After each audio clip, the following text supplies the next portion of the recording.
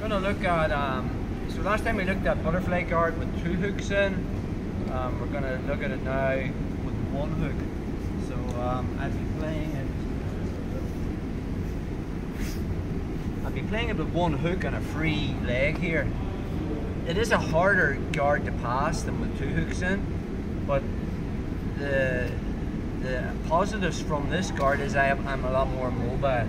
So for instance, from here I could make a grip on Carl's knee and start to drive him forward to take him over.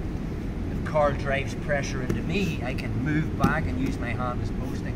And if I've made connection with my underhook, I can physically bump Carl's arm over and get on the back. So there is advantages of playing butterfly guard like that. Let's look at the pass.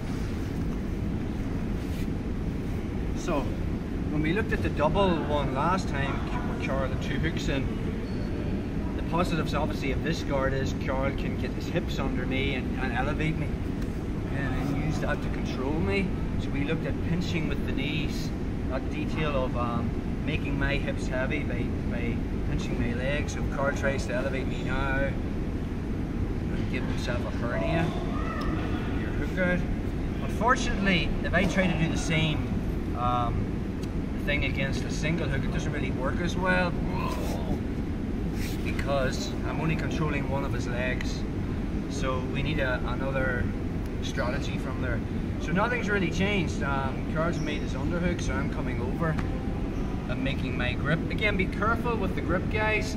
If my arm is straight, Carl can attack it with like greaser arm locks and stuff. And if my arm is straight, it's easy for him to like flick and get over onto my back. So we always want a slight bend in that arm. So when I make that grip, I'm kind of making a little lever with my elbow. So if Carl tries to get on my back from there, it's difficult.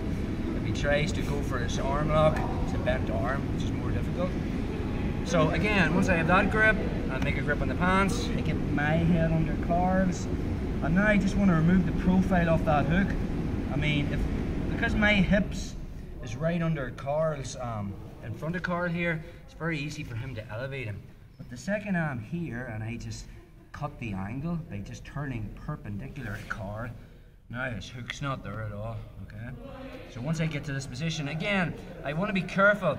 If I just sit back and fall onto my shoulder, I'm actually pulling Carl on top. So very similar theme to the double hook butterfly guard. I'm making a post with my elbow, making sure that I don't fall onto my shoulder, because then my head is level with Carl's and then it'll become a 50-50. So once I make that initial grip, detail on keeping that elbow bent, detail of getting inside or my head under Carl's, I'm going to make my grip. First thing I'm thinking about is a slight back step to get perpendicular. Another thing is I don't want my hips high, I want to be sinking back so my butt is on my heels. And now from there, very similar to the last pass, I'm just going to back step with my left leg and put Carl's left shoulder on the mat as I fall onto my right elbow.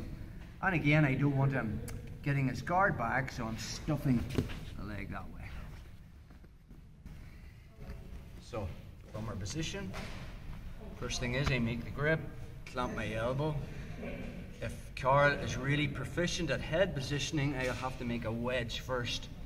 Create space, get my head under Carl's, then I make my grip.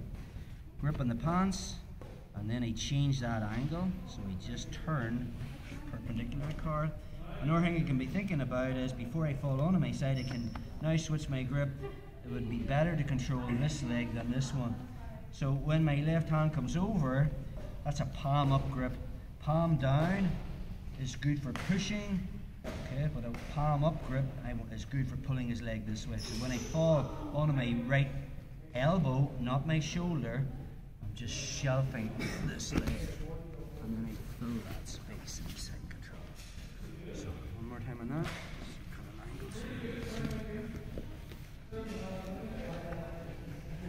So make the wedge, head positioning, make the grip with a bent arm, have the grip in the pants.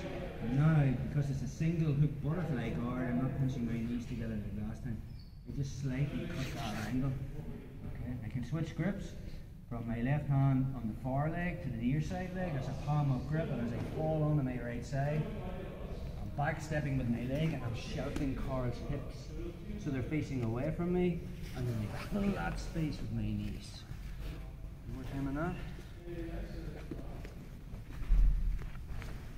So, head positioning, make me grip, make me grip in the pants.